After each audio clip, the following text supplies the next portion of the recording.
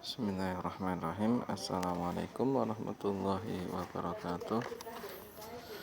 Alhamdulillahi rabbil alamin hamdan katsiran thayyiban mubarakan fih kama yuhibbu rabbuna wa yardah. Asyhadu an la ilaha illallah wahdahu la syarikalah wa asyhadu anna Muhammadan abduhu wa rasuluh sallallahu alaihi wa ala alihi wa sahbihi wasallam tasliman katsiran amma ba'du. Ayat talab wa talibat para santri kelas 7 putra maupun putri yang ana cintai karena Allah rahimani wa rahimakumullah. Kita lanjutkan pelajaran sirah kita atau tarikh.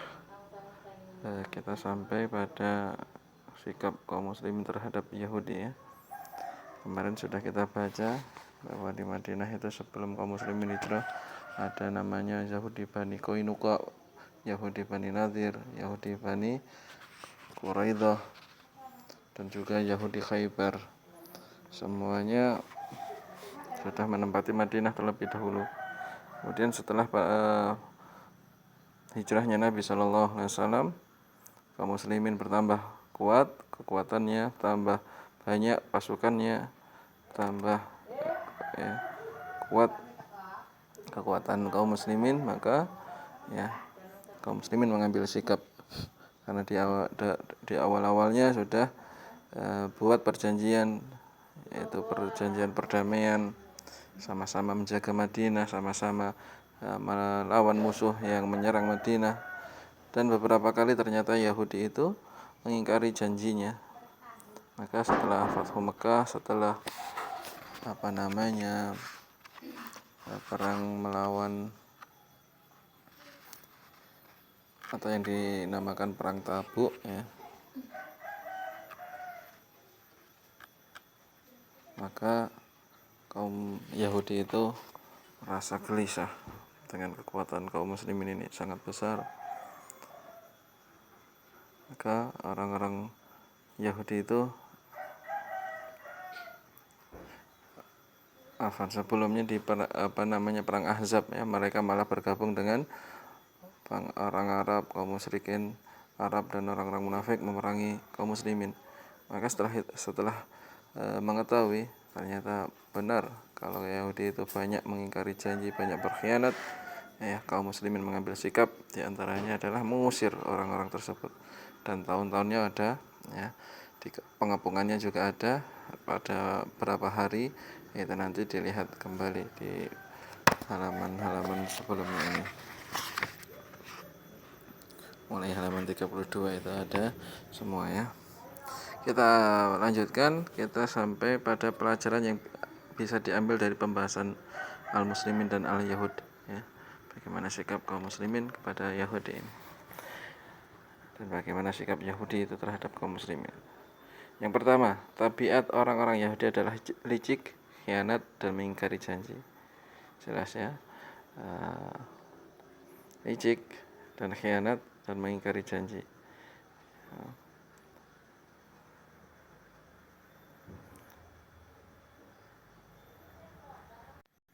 Kemudian yang kedua, pembelaan seorang muslim tetap ada untuk melawan orang-orang yang berusaha melanggar kehormatan dan mengganggu para wanita.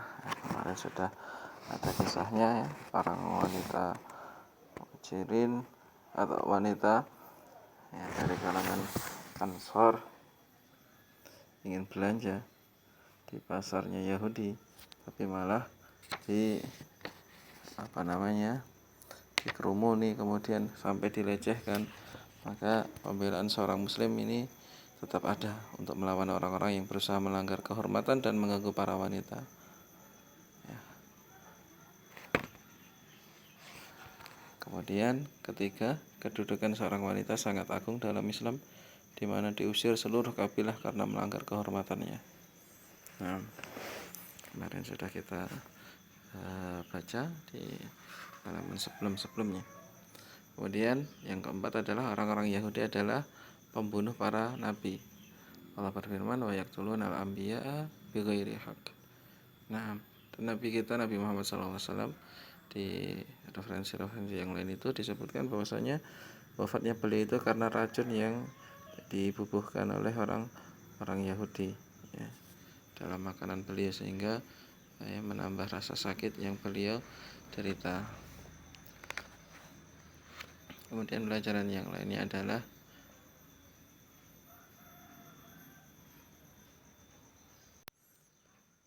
umat Islam itu, kaum muslimin itu memiliki sifat kasih sayang.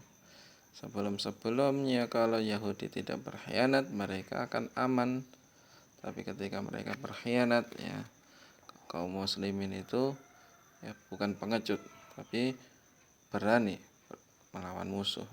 Kalau orang Yahudi tidak memusuhi kaum muslimin memberikan keamanan kepada mereka.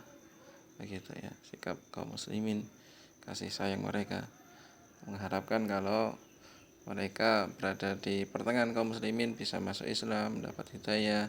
Itu kasih sayang mereka. Tapi lagi-lagi sifat dasarnya orang Yahudi, licik, khianat itu tadi, sehingga kalau mereka memusuhi kaum muslimin berani, sehingga diusirlah orang-orang Yahudi dari Madinah. Kemudian ayat atau surat At-Taubah kemarin kami sampaikan bahwasanya pembongkaran sifat-sifat orang-orang Yahudi itu.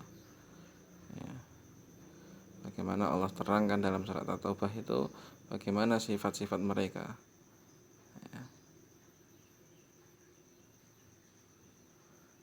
Di surat Al-Hasyr juga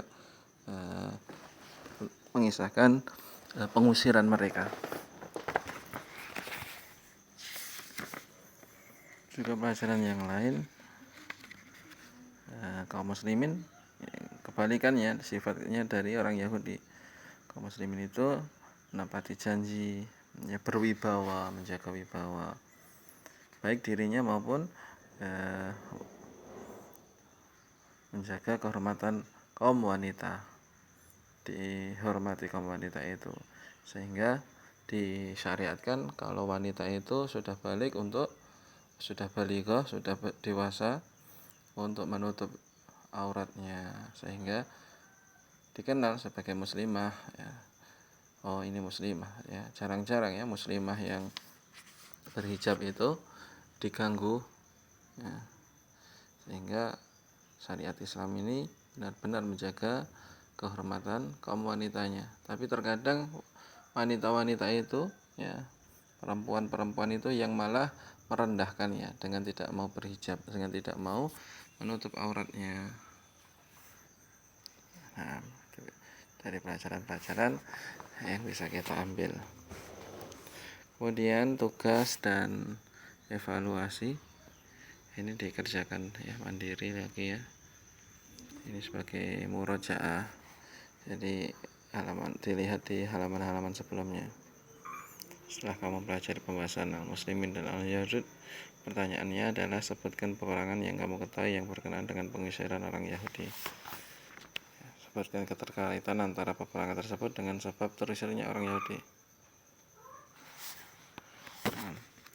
Itu tadi perang apa ketika perang Ahzab tentunya orang-orang Yahudi malah bergabung dengan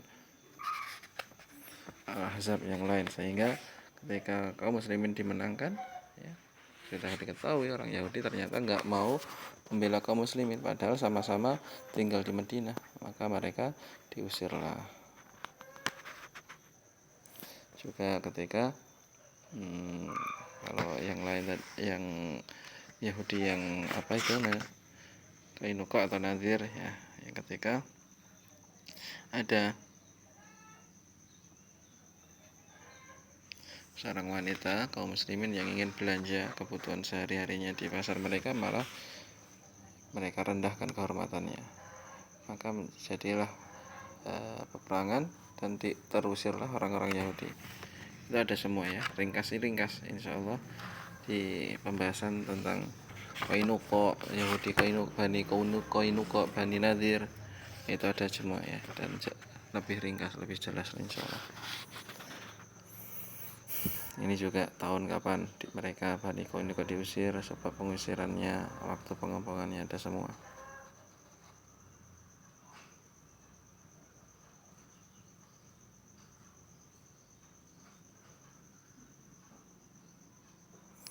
menyatakan keislamannya setelah perjanjian Hudaybiyah, jelas ya, karena dakwah para sahabat berdakwah ketika orang musyrikin itu mengajak perdamaian. Beberapa tahun kemudian malah mereka yang mengingkari perjanjian itu. Ya, banyak kaum muslimin malah masuk Islam setelah perjanjian Hudaybiyah karena dakwah, tersebarnya dakwah. Kemudian Jaisul Usrah ya, karena perjalanan jauh, cuaca sangat panas, ya bekal yang pas-pasan, itu Jaisul Usrah. Amul Wufud ya, tahun delegasi, itu setelah perang Tabuk ya, delegasi dari penjuru Arab mengirim utusan kepada Rasulullah ya, menyatakan kafilah mereka masuk Islam ya, tahun namanya Wufud, Amul Wufud ya. Ini juga semuanya ada ya, sebab-sebab orang munafik tidak mengikuti perang Tabuk, itu tadi karena beratnya perjalanan dan mereka lebih memilih siap memanen tanaman-tanaman ya, mereka yang di musim panen ya, lebih memilih untuk panen. Apa faedah dari menampakkan kekuatan di hadapan musuh-musuh Islam? Ya, menampakkan wibawa kaum muslimin, menampakkan bahwa Islam itu kuat,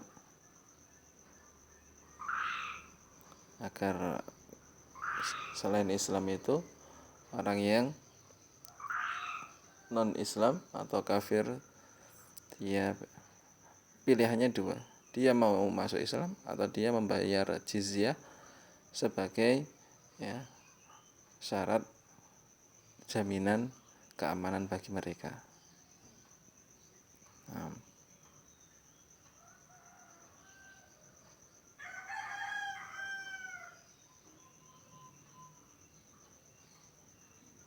Ya, keyakinan seorang kepada Allah kemudian terhadap dirinya merupakan sebab yang menyelesaikan permasalahan dan memudahkan semua kesulitannya.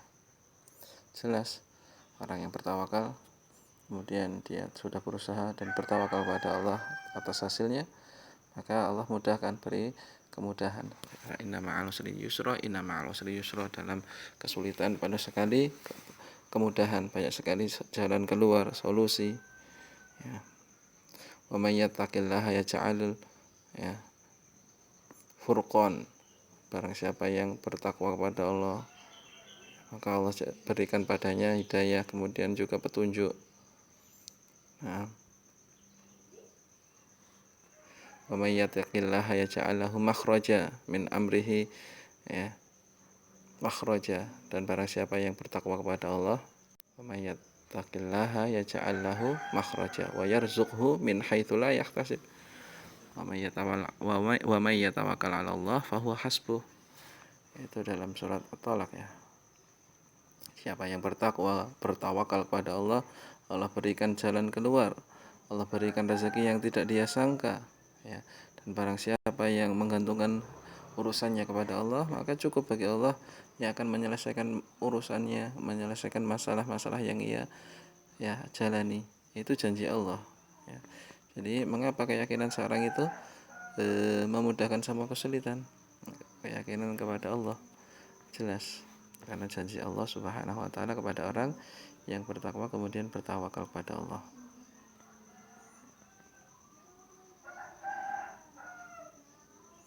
Ini benar,